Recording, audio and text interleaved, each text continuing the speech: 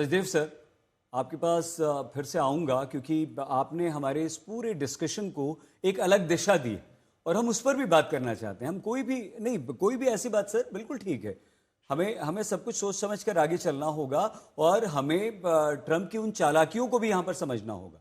गौरव, जिस तरह से आज वर्ल्ड ऑर्डर में भारत एक महत्वपूर्ण भूमिका निभा रहा है, आज की प्रधानमंत्री नरेंद्र मोदी की सुबह बातचीत और ये निर्णय 18% वाला, आपको लगता है हमें कंफर्टेबल करेगा और हमें उसी तेज रफ्तार से हमारी अर्थव्यवस्था को, हमारे देश को आगे बढ़ने में मदद करेगा? और अगर हां तो गौरव कैसे? देखिए, प्रधानमंत्री नरेंद्र मोदी लगातार ये कहते आए हैं और इसीलिए जैसे ही राष्ट्रपति डोनाल्ड ट्रंप दोबारा चुनकर आए थे, जनवरी 2025 में उनका इनॉग्रेशन हुआ, फरवरी में प्रधानमंत्री वहां पहुंच गए थे और एक बहुत कॉम्प्रिहेंसिव कॉम्पैक्ट भारत और अमेरिका के बीच हुआ था फरवरी में, जिसके तीन बहुत महत्वपूर्ण लेग्स थे। एक साइंस एंड टेक्नोलॉजी, दूसरा high and critical technology defence partnership और तीसरा ट्रेड। ट्रेड अटक गया, बाकी दोनों में हम आगे बढ़ रहे थे। जब ट्रेड अटका तो क्या भारत निराश हुआ? जैसे अमेरिका ने अपने सब मित्रों पर भी टैरिफ लगाए, उसने जर्मनी पे लगाया, सॉरी उसने जापान पर लगाया, साउथ कोरिया पर लगाया। क्या भारत झुका? वो कई देश जो थे वो झुके, भारत झुका नहीं। भारत ने चीन के साथ संबंध सुधारे। त्यानजिन प्रधानमंत्री नरेंद्र मोदी एससीओ समिट के लिए गए, मैं वहां गया, मैं रिपोर्ट कर रहा था। राष्ट्रपति पुतिन, राष्ट्रपति शी जिनपिंग और प्रधानमंत्री नरेंद्र मोदी, जब वो तीनों एक साथ आए, बहुत बड़ा संकेत वो गया दुनिया के लिए। भारत चीन के साथ संबंध सुधार रहा था, भारत रूस के साथ संबंध लगातार सुधारता रहा है और भारत दबाव में नहीं आता।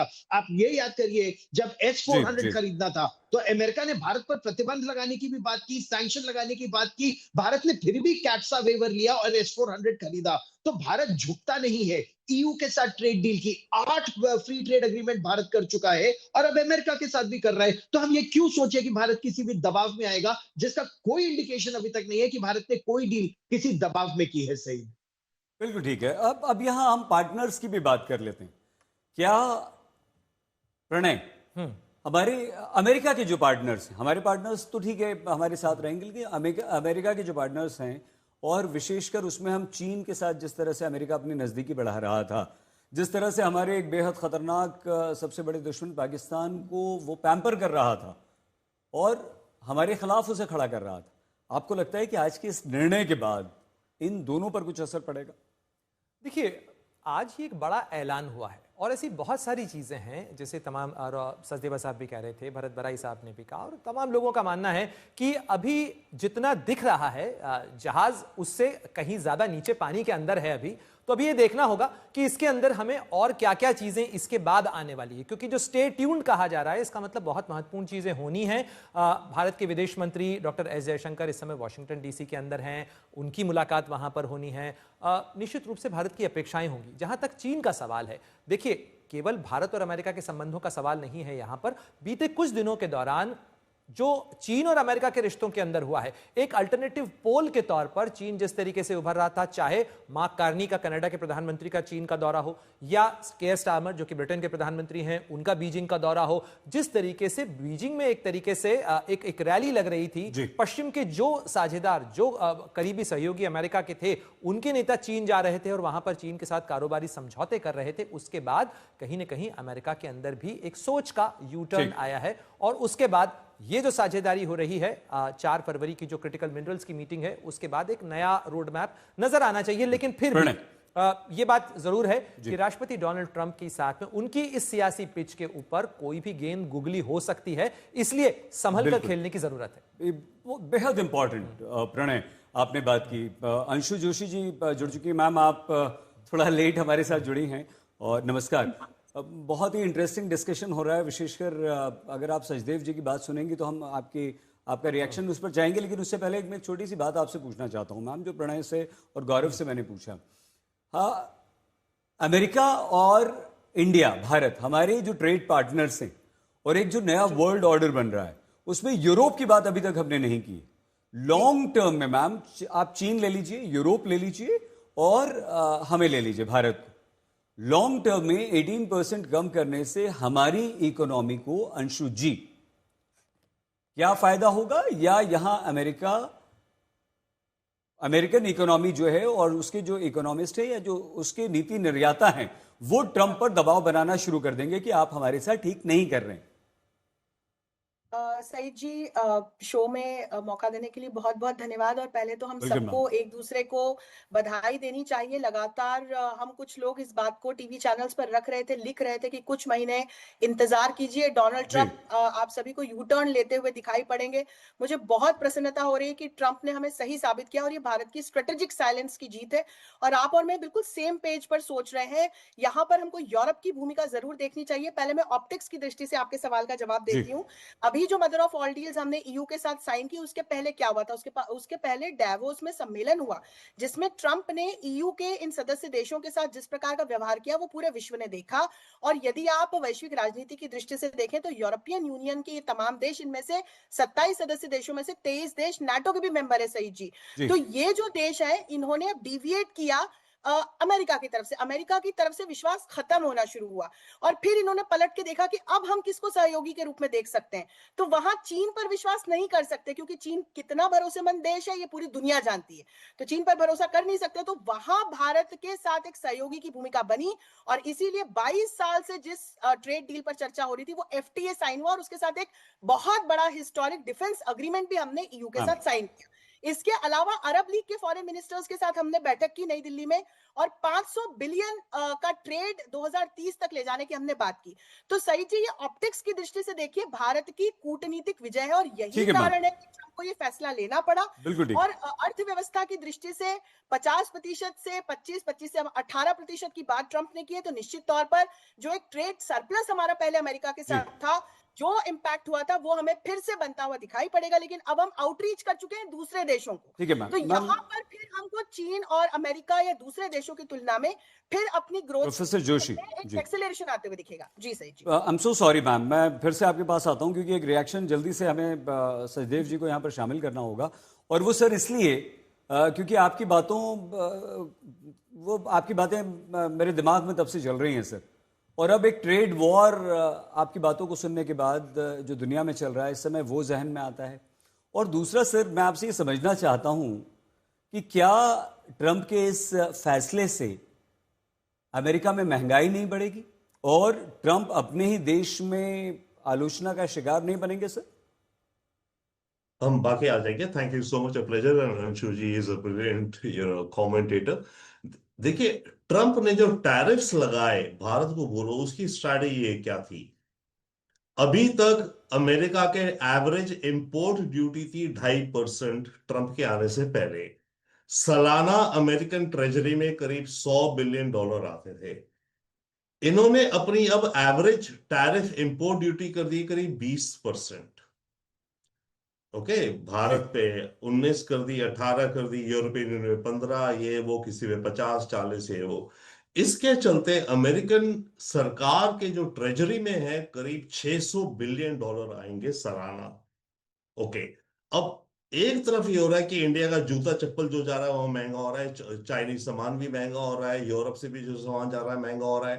पर ट्रंप क्या कर रहा है? टैरिफ को वो ये देख रहा है, मेरे पास $600 बिलियन आ गए सरकार में, जिन सेक्टर को नुकसान हो रहा है उन सेक्टर को मैं कुछ रिबेट, टैक्स इंसेंटिव इत्यादि दे दूंगा। ट्रंप की पॉलिसी से पिछले एक साल में अमेरिका का फार्म सेक्टर, जो कि ट्रंप का वोटर बेस है, उसको काफी नुकसान हुआ है क्योंकि वो एक्सपोर्ट नहीं कर पा रहा है। चाइना ने एक्सपोर्ट लेने से मना कर दिया, भारत को भी वो कॉर्न और इथेनॉल मिलना चाहते हैं, हम ले नहीं रहे, इत्यादि इत्यादि। तो ट्रंप क्या कर रहा है? टैरिफ से जो पैसा कमा रही है अमेरिकन सरकार, उस पैसे का वो सब्सिडीज दे दे रहा है फार्मिंग सेक्टर को। अमेरिका का ऑटोमोटिव सेक्टर को भी महंगाई हो गई है। दुनिया भर से टैरिफ्स हैं, भारत में भी टैरिफ है, ऑटोमोटिव, स्टील, एल्यूमिनियम वगैरह। अमेरिका में कार महंगी हो रही है क्योंकि रॉ मटेरियल महंगा हो रहा है। तो जो कार बना के बेच रहा है वो कार महंगी हो रही है। तो ट्रंप क्या कर रहा है? जो कार खरीदने वाले फर्स्ट टाइम बायर्स हैं उनको ईएमआई रिबेट दे रहा है। तो ट्रंप क्या देख रहा है? टैरिफ्स के, देखिए टैरिफ से बड़ी कॉम्प्लिकेटेड जी। गेम खेल रहा है कि टैरिफ से मैं पैसा कमाऊंगा, अमेरिकन सरकार के ट्रेजरी में आएगा। खजाने में जी। जिन सेक्टर्स को दिक्कत हो रही है उनको मैं रिबेट दूंगा, ये दूंगा, वो दूंगा, और उसके चलते मेरे को पॉलिटिकल बेनिफिट मिलेगा ना, क्योंकि ये माना जाएगा कि देखो इसने तो हमारी इकोनॉमी को मदद किया। तो ट्रम्प टैरिफ्स के साथ वो गेम खेल रहा है। तो महंगाई हो रही है अमेरिका में, नो डाउट, इस समय बढ़ रही है consumer retail. Sir, but Sachdev sir, हाँ जी, सचदेव सर, मुझे ये बात समझ में नहीं आई सर कि एक तो महंगाई बढ़ रही है, आप भी आपने हमारी बात मानी।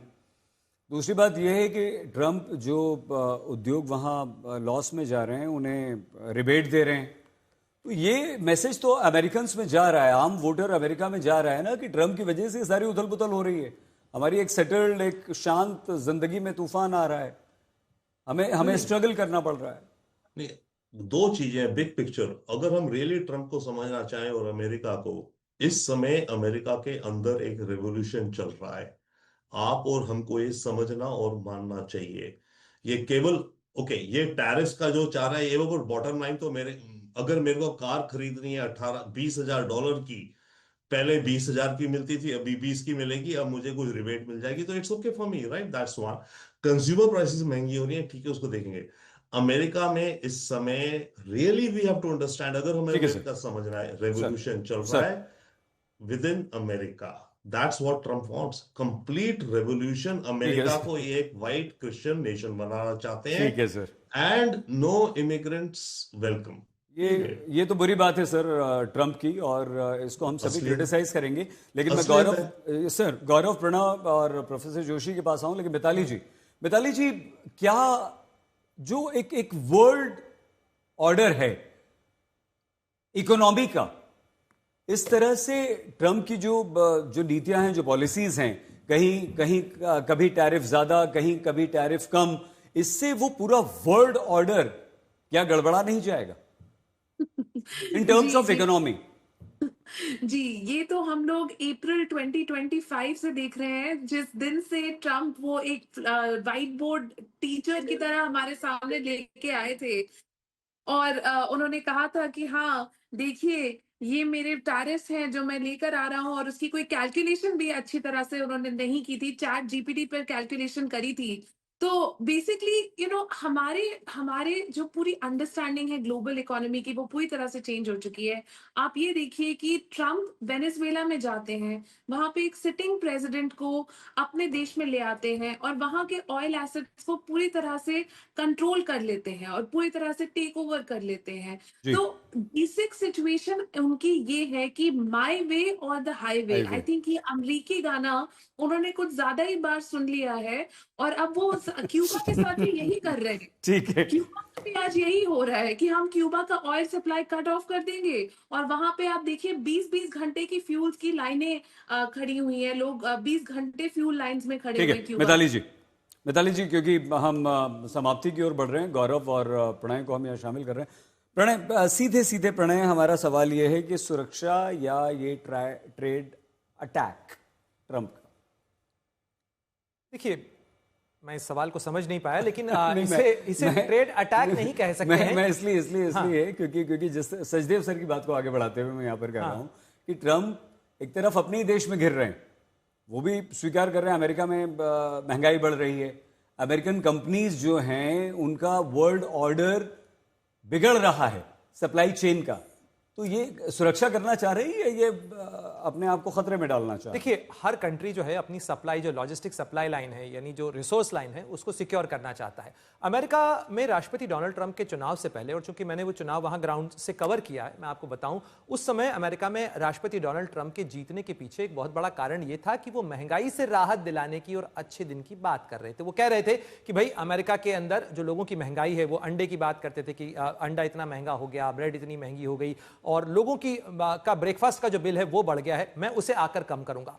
टैरिफ के वेपनाइजेशन, हम उसको वेपनाइजेशन कह रहे हैं, वो टैरिफ को एक ब्यूटीफुल टूल की तरह कह रहे हैं कि अमेरिका के साथ में नाइंसाफी हुई है और अमेरिका के साथ में ट्रेड, क्योंकि अमेरिका खरीदता ज्यादा है। आज हम जो भी बात कर रहे हैं, ये टैरिफ बैलेंसिंग की बात इसलिए उठी सही क्योंकि भारत अमेरिका को बेचता ज्यादा है और अमेरिका से खरीदता कम है। ये ट्रेड इंबैलेंस है, और इससे कोई डिनायल नहीं कि अमेरिका बहुत लंबे समय से कह रहा था, लेकिन ट्रेड इंबैलेंस को कैसे दूर किया जाए, उसके लिए राष्ट्रपति डोनाल्ड ट्रंप ने एक झटका ट्रीटमेंट निकाला कि इस तरीके से मैं टैरिफ लगाऊंगा और फिर सारे कंट्रीज से कहूंगा कि आप आइए और मेरे साथ नए सिरे से नेगोशिएट करिए, क्योंकि ये जो यथास्थिति है बिजनेस एज यूजुअल नहीं चल सकता है और इसलिए अब हमें नए सिरे से टैरिफ डील करना पड़ेगा। लेकिन सप्लाई लाइन डिसरप्शंस हुए हैं निश्चित रूप से, लेकिन कई जो इंपोर्टर्स थे, जो सप्लायर्स थे, उन लोगों ने फ्रंट लोडिंग कर ली थी बहुत सारे सामान की, और अभी भी अमेरिका के अंदर एक उथल पुथल जरूर बाजार के अंदर है। कई चीजों की प्राइसेस बढ़ी हुई हैं और वो कई लेयर के ऊपर चल रही है, क्योंकि कामगारों को लेकर H1B वीजा के इश्यूज हैं, जो डिपोर्टेशन है उसके कारण जो उपलब्धता है कामगारों की वो प्रभावित हुई है, सामान प्रभावित हुआ है, बहुत सारी चीजों की उथल पुथल चल रही है। लेकिन डोनाल्ड ट्रंप लगातार यही दावा कर रहे हैं कि ये जो सारा पैसा जमा हो रहा है ये मैं लोगों के लाभ में दूंगा। अब वो तो चेक देने की बात भी कर रहे हैं कि मैं सभी लोगों को, जब एक बार ये छंटनी हो जाएगी, मैं तमाम अमेरिकी नागरिकों को एक जो ट्रंप बिल है वो दूंगा, यानी जो स्टैंप्स हैं या जो पैसा है सीधे तौर पर डीबीटी यानी सीधे खाते में लाभ की बात वो भी कर रहे हैं।